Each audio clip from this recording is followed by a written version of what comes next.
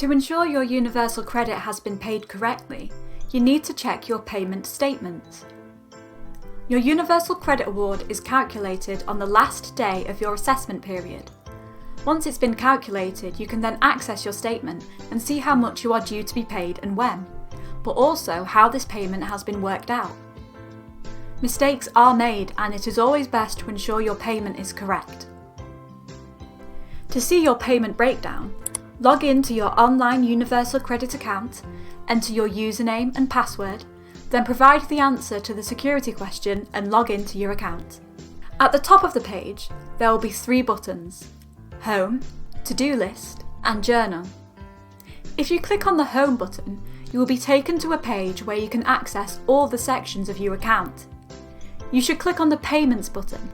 This will take you to a page with your most recent and previous payment statements. You should then click on the date of the statement you want to see, to look at details of how that payment has been worked out. The statement is split into sections. The top part shows which elements have been included to work out your maximum UC. The next section shows which income has been used to reduce the award.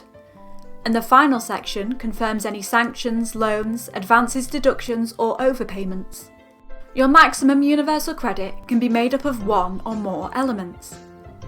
These add up to the maximum amount of UC you could receive before deductions are made.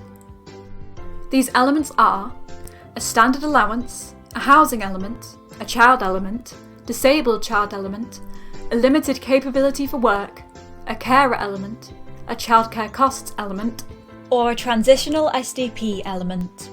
If you're entitled to one of these and it's missing, then you will not receive the universal credit you are entitled to.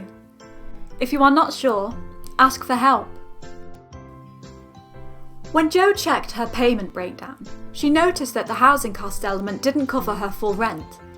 She contacted her income officer, who worked out that the DWP were only covering 50%, then you will not receive the universal credit. She helped her write in her journal explaining that her ex-partner moved out because she wasn't paying rent there anymore. Alan lives with his 2 young children. When he checked how his UC had been worked out, he spotted that the child element was for only 1 child.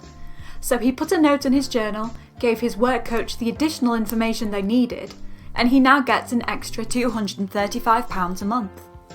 Tahir was on employment and support allowance before he claimed universal credit.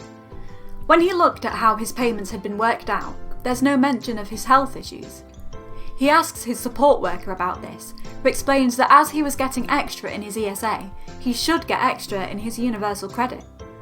She helps him write a note in his journal, and next time his payments include an extra £128, a limited capability for work element that was missing before, and he gets a back payment.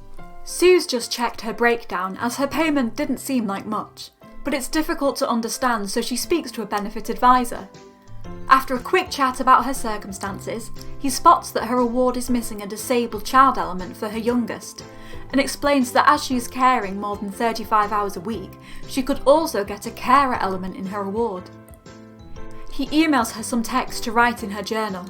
Once all this is sorted, she's £290 a month better off. If you'd like to know more about how income and other deductions reduce your maximum universal credit figure, just watch our other videos available on this website.